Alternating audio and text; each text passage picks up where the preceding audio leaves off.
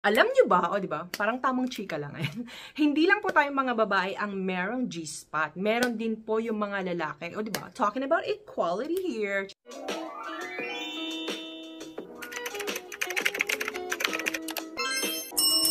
Hi guys! Welcome back to my channel! Ayan, so parang mas welcome back sa akin kasi parang 4 months yata akong hindi nakapag-upload ng video. O diba? Sipag ko, diba? Charot.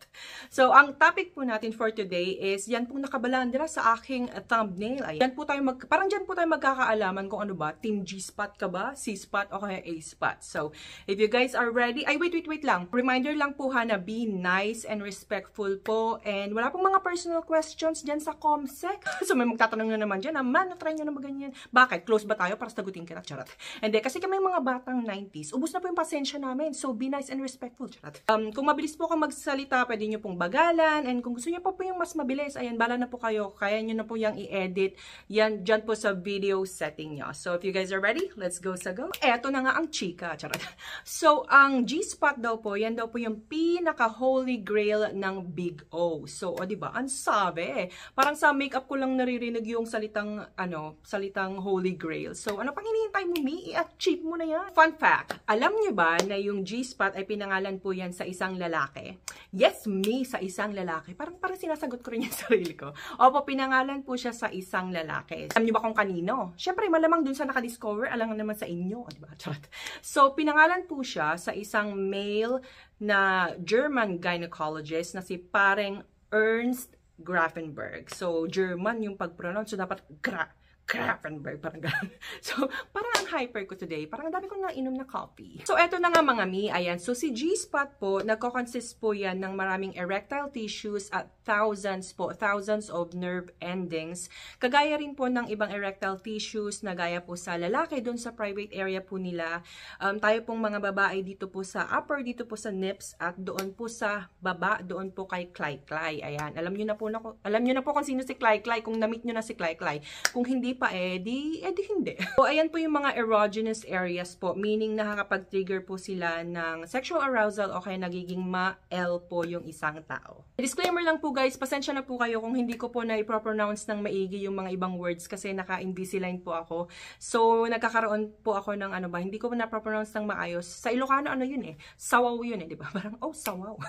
So, parang nagkaka-lisping. Ayan, list yung S, lalo na po sa S, nagkakaroon po ako ng lisping. So, pasensya na po, tao lang. Lahat po ng mga babae, meron pong G-spot. Pero hindi po lahat ay nabibiyaya ang maka-experience or naka-experience na po ng Big O via G-spot. So, kung na-experience mo na yan, di congrats! Ikaw na happy. Charot. Normal lang naman po na hindi maka-experience po yung mga babae ng Big O via G-spot kasi it can take some time po and it takes a lot of practice para po mahagilap yang si G-spot internally. So, sa loob siya. So, malamang internally, di ba? So, kung sa tingin nyo naman po, meron kayong parang pagka Maladora the Explorer at gusto nyong i-explore yung body of Wonderland nyo or gusto nyong ipa-explore sa partner nyo or gusto nyong i-explore yung partner nyo, syempre, kailangan pag-usapan nyo muna yan. Meron kayong mutual understanding. Tapos, kuha kayo ng consent. Tapos, pa-notarize nyo. Ganun, charot.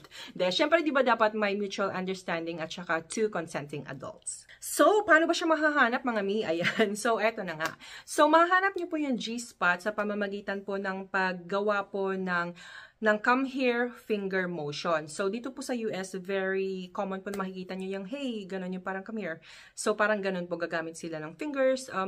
Nung bago po ako dito, I find it a little disrespectful and I don't do that. So, basta yun po yung come here finger motion, yung parang ganyan. Yung dapat po yung palad nyo is naka-face up, hindi po siya naka-face down. Ayan. And then, yung gagamitin nyo pong digits, depende po sa inyo. Matatanda na po kayo kung isa o kaya dalawang digits or fingers yung gagamitin nyo. Kaya nyo na yan.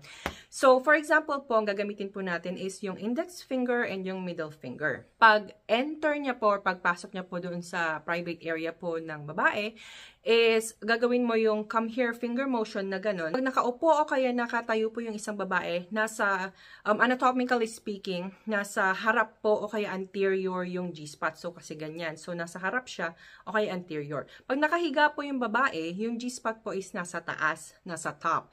So, hindi po lumilipat yung G-spot. Nag-iiba lang po yung tawag nung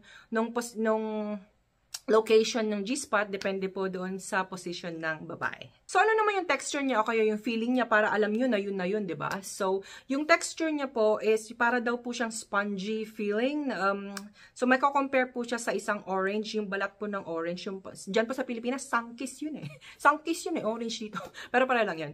Anyways, so yung balat po niya is para daw po siyang ganun yung texture niya. So, hindi po siya, medyo rough po siya, hindi makinis. So, iba talaga siya dun sa surrounding area niya. So, pag na-hit mo na yun na yun. So, habang pinoperform po yung finger motion act is hindi po may iwasan minsan ng partner nyo na magkaroon po ng sudden urge or yung biglaan po na gusto niyang maihi kasi magpinsan lang po yan sila ni urethra. Nasa proximity area lang po ng urethra yung G-spot. So, yung urethra po is dyan po tayo umiihi. G-spot is the key. Ayan. So, siya daw po yung susi para po ma-achieve nyo yung act ng, parang masasabihin to, bawal na naman to dito sa, sa platform. Square ting! Ayan, yung square-square na yan. So, alam nyo na po yan. So, na-achieve nyo po yun dahil po doon sa close proximity po ng G-spot, doon sa skins, gland, at sa urethral sponge. So, pag na-stimulate po yung G-spot is nagkakaroon po ng sudden urge or nagkakaroon po ng sudden release, nalilisping na naman, sudden release po ng clear fluid galing po sa urethra. So, meron po akong video ng square-square na yan. So, ililink ko po siya dito sa taas. Basta dito sa taas. Kung bet nyo pong panoorin, kung hindi, edi, please, sige na. Alam nyo ba, o diba, parang tamang chika lang. Hindi lang po tayong mga babae ang merong G-spot. Meron din po yung mga lalaki. O diba, talking about equality here. So, sa mga lalaki po, tinatawag po yung G-spot nila na P-spot. So, pinangalan po ito kay Papa P.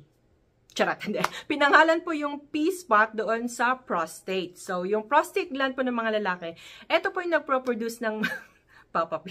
Ito po nagproproduce ng seminal fluids na tumutulong po doon sa little swimmers ng mga lalaki na maging viable po sila after po nilang fireworks. Papa P. So, paano naman i-achieve or i-stimulate yung prostate, diba? O, diba? Rhyme na rhyme. Stimulate prostate. Yan. So, there are two ways para ma-stimulate siya. So, internally or externally. So, mamili lang kayo dun sa dalawa. So, internally, of course, sa loob, diba? So, ang gagawin dito is, if you guys are familiar dun sa prostate exam or yung DRE, Digital Rectal Exam. So, digital po siya, which means gagamitin yung digits or yung kamay or yung fingers. Rectal is rectum. Dadaan po siya doon sa rectum or sa anus. So, ang gagawin po ng doctor doon sa DRE is gagamitin niya po yung index finger niya or yung hintotoro. Kaya maraming mga lalaki na ayaw gawin yung prostate exam kasi it's a little uncomfortable. Pero kung kailangan gawin, di ba? Safety first or your health comes first. So, ang gagamitin po ng doctor is yung index finger niya or hintotoro. So, ipapasok niya. So, yung prostate po is 2 inches away from the rectum. So, ipapalpitate po niya from side to side. And, yun po yung internal way. So, kung less penetrative naman po yung bet nyo is meron naman po externally. So, paano naman to ginagawa? So, between po doon sa bola-bola po ng mga lalaki at between doon sa anus or doon sa rectum, meron pong skin doon sa between na yon. So, yun po yung ipapalpitate and you just make himas-himas that area. Ganun, parang pinagpapawisan ako mag-explain. My gosh. Ito po, this is interesting. Ngayon ko lang din po nalaman to nung niresearch ko tong topic na to. So, have you guys heard about yung G-shot? Like a G6 shot. The G-shot po, G-shot. So, ito po, ang G-shot po is non-surgical or non-invasive, meaning wala po siyang hiwa-hiwa, ganyan, mabilis po yung recovery time niya.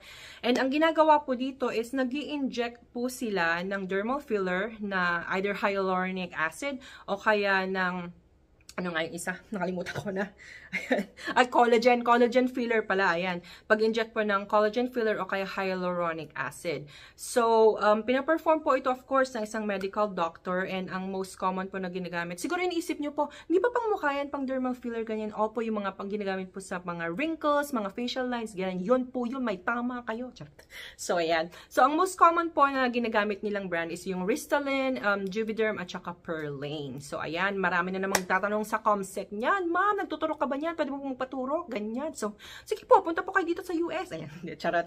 Hindi po ako nag-i-inject niyan, hindi po ako doctor, and it's above my pay grade. So, hindi ko po kayang gawin yan, mga mia. Curious siguro kayo kung paano ba ginagawa yung G-shot, no? So, parang na-imagine nyo na ba kung paano ganyan.